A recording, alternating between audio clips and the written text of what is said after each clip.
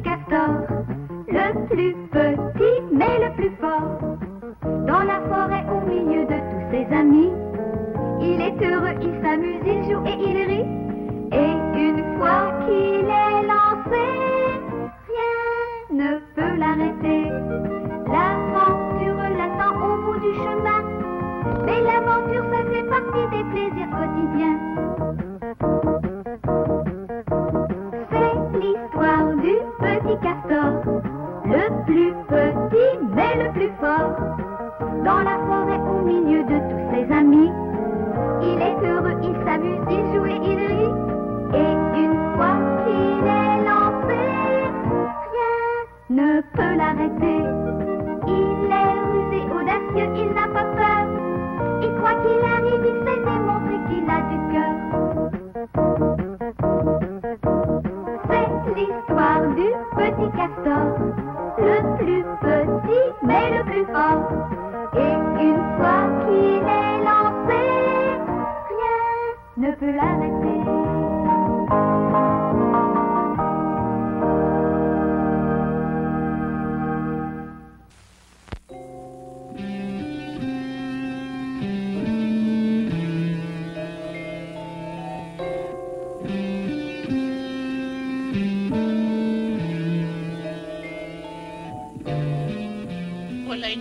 Sombre et inquiétant, tu ne trouves pas, Lourdeau? Ne me fais pas peur, Finot, je suis déjà très inquiet. J'ai horreur d'être obligé de sortir la nuit, tu le sais bien. Moi aussi, j'aurais préféré rester chez moi au lieu d'aller à la recherche de fruits qui guérissent les maux d'estomac. Le patron aurait pu choisir un autre moment pour avoir mal à l'estomac. Je trouve qu'il exagère un peu. Oh, tu sais bien que le gros défaut du patron, c'est d'être trop gourmand, Lourdeau. Il a dû manger quelque chose de mauvais. Oui, tu as raison. De toute façon, ça ne sera pas la première fois ni la dernière, malheureusement.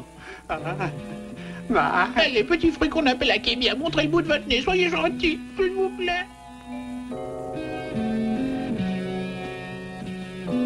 J'ai une idée, on va se mettre à quatre pattes comme ça, on n'aura plus de chance d'en trouver. Akébia, petits akébia de mon cœur, montrez-vous, on aimerait rentrer chez nous. Oh, regarde ça, Filon. Hein? Qu'est-ce que c'est? Bah, on dirait une sacoche.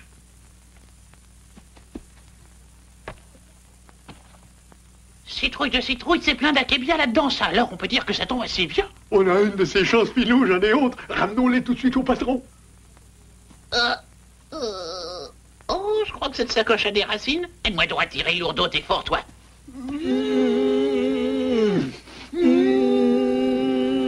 Allez, accroché, hein. C'est une bonne racine, je sais pas comment on va y arriver, nous. Tiens-la moi, je vais aller voir si je peux la détacher. Oh, c'est drôle, qu'est-ce que ça peut être? Oh, c'est chaud. C'est une racine qui a des poils, c'est très curieux. J'ai jamais vu ça. Oh.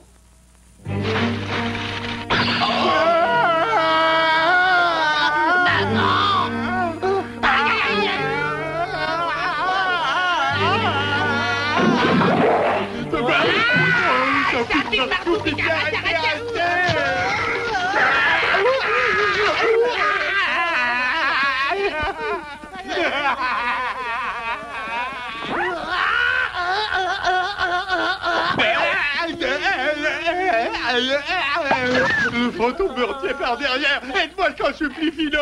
Oui, mais il me retient aussi, je peux rien faire.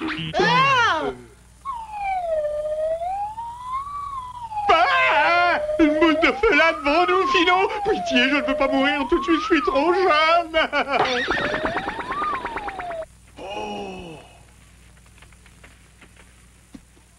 Finot et Lourdeau, c'est eux qui faisaient tout ce vacarme, c'est incroyable, j'avais l'impression qu'ils étaient 40. Hé, Lourdeau, Finot, qu'est-ce que vous faites? Réveillez-vous, vous allez vous enrhumer. Oh, quelle bonne surprise! On a rencontré un fantôme, ça a été épouvantable. Sûrement, mais faites attention d'ailleurs parce qu'il est revenu, il est derrière vous. Oh non, pitié, aidez-nous, je vous en supplie. Ça, c'est le fantôme, c'est affreux. Si tu les aides, les petits castors, qu'en penses-tu? D'accord. J'arrive. Voilà, j'ai attrapé votre fantôme, messieurs, ça vous intéresse de le voir? C'est branche, le fantôme. Non, mais c'est vrai, on a vu un fantôme tout à l'heure. On était dans la forêt quand il est apparu tout à coup. Il tenait une sacoche pleine d'akébia. Oui, c'était un géant qui n'avait qu'un œil qui brillait, il nous a pratiquement éblouis. Vous racontez des Et histoires. pourtant, ça peut être possible, des gens ont déjà vu des fantômes. Mais oui, d'ailleurs, tout récemment, on a trouvé des traces curieuses dans la forêt et à certains endroits, il y avait des empreintes. Des empreintes de pas, et oui. Et on s'est aperçu aussi qu'il y avait eu des dégâts au cœur de la forêt. Il va sûrement falloir commencer à ouvrir l'œil, c'est moi qui vous le dis.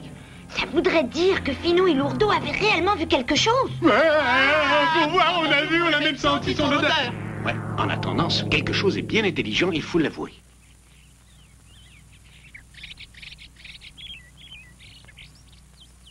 Voilà, c'est pour ça qu'il faudrait aller au cœur de la forêt pour voir si Finou et Lourdeau ont raison, s'il y a véritablement un fantôme.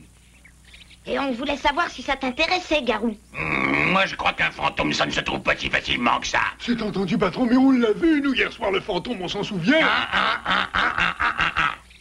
D'accord, petit Castor. Même si je pense qu'ils ont rêvé, ça m'intéresse. Hein? Où allez-vous comme ça, vous deux? Mais tu sais, on a pensé que tu n'avais peut-être pas besoin de nous. C'est moi qui commande Courgette Ramolli. Vous n'avez strictement rien à dire. Ce soit pour me conduire là où vous avez vu le fantôme. C'est par là que vous avez aperçu votre fantôme de fantôme, mes petits peureux, hein? Hé, fantôme, si tu es là, montre-toi. Pas trop fort, patron. On serait bien avancé si t'entendais. D'ailleurs, les fantômes, ça n'aime pas le bruit. Il faut leur parler doucement. Ah, d'abord! Ah, le fantôme! Ah! C'est un hibou, votre fantôme, abruti! De toute façon, je ne crois pas aux fantômes, alors... Eh bien, patron, qu'est-ce qui t'arrive? Pourquoi est-ce que t'es tout pâle tout d'un coup? Là! Ah.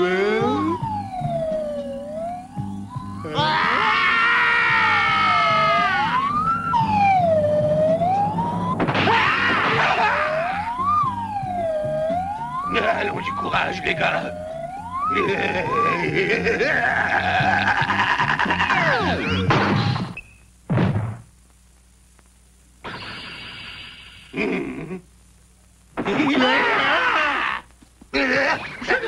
J'ai jamais eu aussi peur de ma vie, quelle vision horrible! Mais allons, calmez-vous, ne parlez pas tous à la fois, je comprends rien à ce que vous dites. Le fantôme, on l'a vu, il est là-bas. C'est vrai? Quelle vision d'horreur! Oh, vous l'avez vraiment vu? Oh oui, celui qui a un chapeau qui n'a qu'une tête, un cou, une bouche, jusqu'aux oreilles comme ça. Et il y en a un autre qui n'a qu'un œil qui nous éblouit tellement il brille. Très bien, viens avec moi, Lily, il faut qu'on aille voir ça.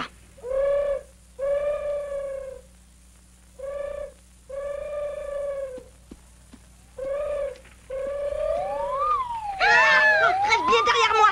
Ne t'inquiète pas.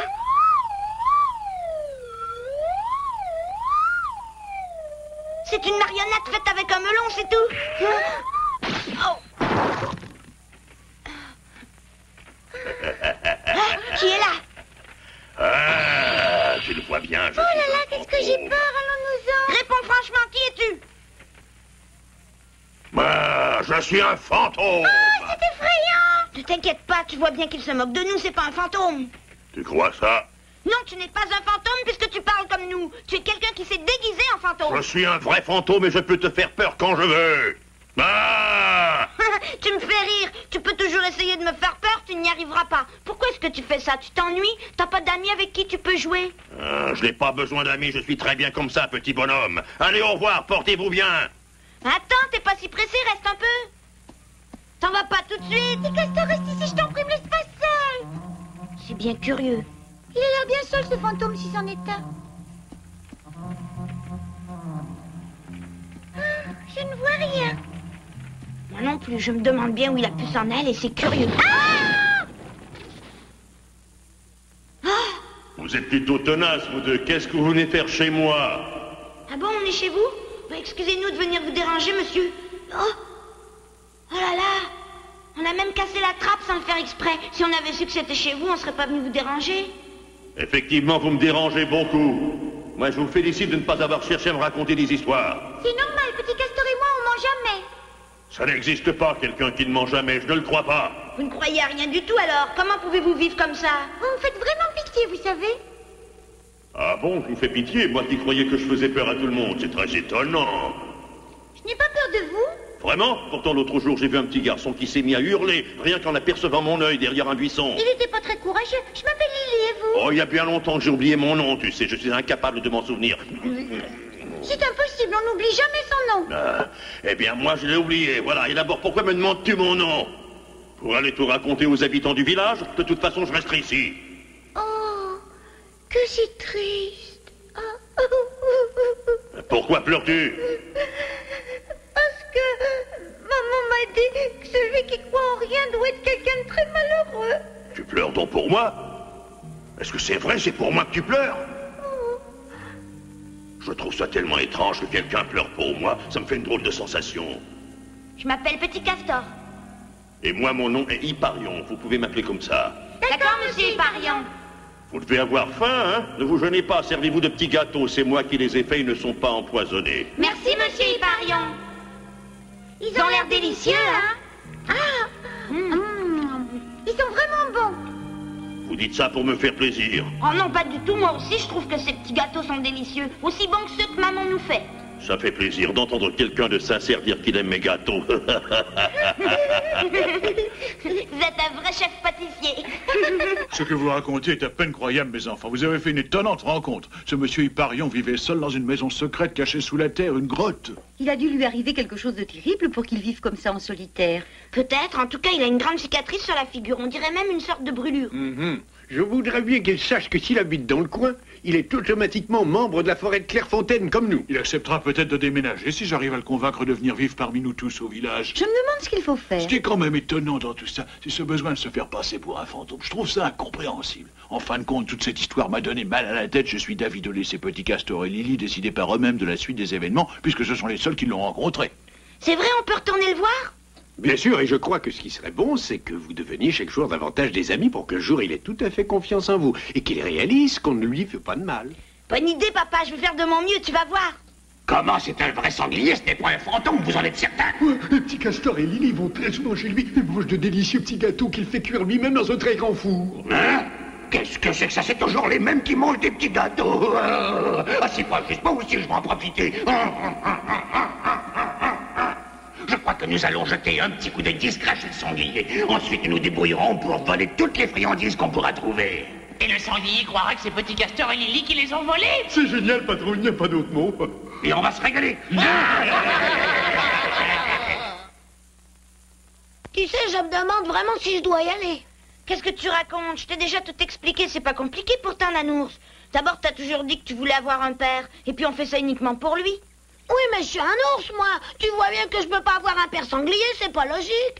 C'est un jeu, justement. Il faut qu'on joue à rendre Monsieur Hyparion comme toutes les autres personnes de la forêt, c'est tout. Tu comprends bien que c'est pas vrai, Nanours, mais c'est le seul moyen de l'aider à redevenir comme tout le monde. Ouais, oui, bien sûr, je comprends ce que tu dis. Alors, il te reste plus qu'à accepter de jouer le jeu. Tu sais qu'on dit n'hésite jamais à faire le bien. Non, d'accord, je viens.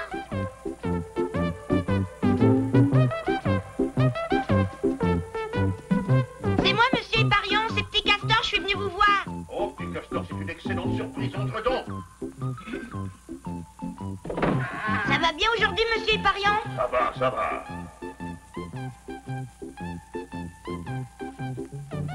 Je vous ai apporté une petite surprise. Ah oui, quel genre de surprise. Oh, merci beaucoup. Mais tu n'es pas venu seul à ce que je vois. Non, en effet, je voulais vous présenter mon meilleur ami, Nanours. Bonjour, Nanours. On est comme des frères jumeaux tous les deux. Jumeaux croisés, bien sûr. Qu'est-ce qu'il y a? T'es fou, tu fais mal? Qu'y a-t-il? Oh, rien du tout, non, c'est rien. T'as pas un bras de mémoire, t'as déjà oublié le jeu. Oh, papa! Pardon? Il faut qu'on vous dise la vérité, Monsieur Hyparion. Vous ressemblez énormément à son père qui est mort. C'est pour ça que j'ai voulu l'amener ici. Papa, je suis heureux de te voir. Je savais que je finirais bien par t'en voir un jour, mon petit papa. Attends une seconde, il y a quelque chose qui ne va pas. Tu es un ours. C'est un peu bizarre que tu aies un père sanglier, non? Tu vois bien que je ne suis pas un ours. Regarde-moi mieux. Papa. Je te reconnais bien, tu sais. C'est toi. Je l'ai jamais vu comme ça et pourtant, je vous le dis, je le connais bien. Mais qu'est-ce que je peux faire, petit ours? Nanours, n'est-ce pas, c'est ça? Oui. Il y a longtemps, j'ai eu un fils, moi aussi. Il est mort quand ma maison a brûlé. C'est pourquoi je n'ai plus de fils à présent. Mais Nanours a un père, lui.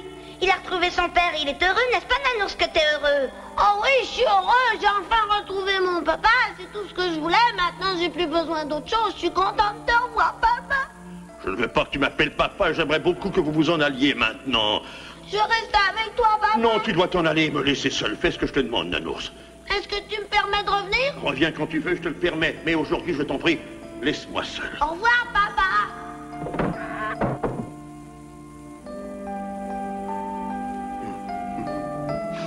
Oh, mon petit garçon, que tu manques. Au début, il me faisait un peu peur, surtout à cause de sa cicatrice sur la figure, mais j'ai bien vu tout de suite qu'il était drôlement gentil. D'ailleurs, je dois t'avouer que plus je jouais le jeu comme on l'avait décidé, plus j'avais l'impression qu'il était vraiment mon père. Je te comprends très bien, tu sais. Regarde, il les suit, patron.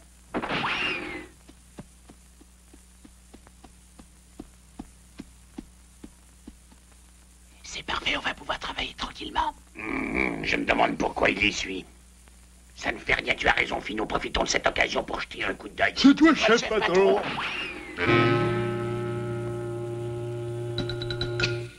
C'est vrai, monsieur Hyparion, il est très gentil, maman, surtout avec les enfants. Il vit tout seul parce que sa femme et son fils sont morts quand sa maison a brûlé il y a longtemps. Oh, c'est un bien grand malheur, Nanours. Et alors moi, je lui ai demandé de devenir mon papa, puisque j'en ai plus que lui, il a plus de fils non plus. Oh, Nanours, tu ne te rends peut-être pas compte, mais il se peut que ce que tu lui as demandé lui fasse de la peine. Oh, mais j'aimerais tellement avoir un papa, moi. On pourrait aller à la pêche ensemble. Monsieur Hyparion risque d'avoir bien des problèmes avec un petit schnappant comme toi en guise de fils.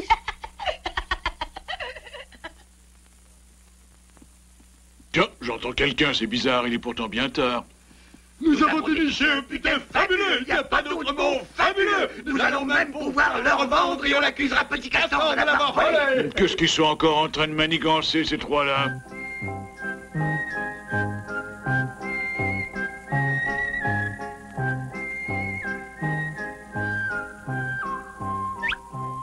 Ça lui ressemble pas énormément. Qu'est-ce que tu es en train de dessiner? Fais voir. Oh non, t'as pas le droit de regarder. Oh, montre-moi. Oh, bonjour, monsieur Hyparion. Bienvenue dans notre maison. Papa, je te présente monsieur Hyparion. Oh, je suis très heureux de faire votre connaissance. J'ai beaucoup entendu parler de vous par mon fils. Je vous en prie, donnez-vous la peine d'entrer. Pourquoi tu agis de cette façon, petit castor, veux-tu me le dire? Hein? De quoi veut-il parler? Je sais pas. De quoi parlez-vous, monsieur Hyparion? Ne fais pas celui qui n'est pas au courant. Tu t'es introduit chez moi et tu as volé tout ce que je possédais. Où as-tu mis cela? Rends-le-moi. Il doit y avoir une erreur, monsieur Hyparion. Petit castor n'a jamais rien volé à personne et je ne vois pas pourquoi il commencerait aujourd'hui. Vous êtes aussi hypocrite que votre fils, monsieur Castor. Allez, dites-moi où vous les avez cachés. Dépêchez-vous. Vite. Mais j'ai rien pris du tout.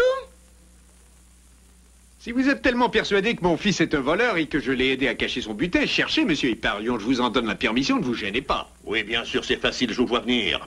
Vous vous doutiez bien que je viendrais faire un tour chez vous, alors vous avez été malin. Vous avez tout caché autre part, peut-être chez cette petite fille, chez Lily, hein? Pourquoi pas? Est-ce que je me trompe? Oui, vous vous trompez, y a rien chez moi. Y a rien chez moi non plus, papa, tu peux chercher. Qu'est-ce que c'est que ce papa? Arrêtez ces simagrées, j'ai l'impression que tout le monde se fiche de moi. J'en ai assez, laissez-moi tranquille, je ne vous ai rien demandé. On ne vous veut pas de mal, bien au contraire. Bonjour tout le monde. Oh, monsieur Hyparion, je vous cherchais justement, ça tombe bien. Ne seriez-vous pas à la recherche de quelque chose qu'on vous aurait volé? Si, pourquoi? Parce qu'il y a un sac là qui peut vous intéresser. Oh!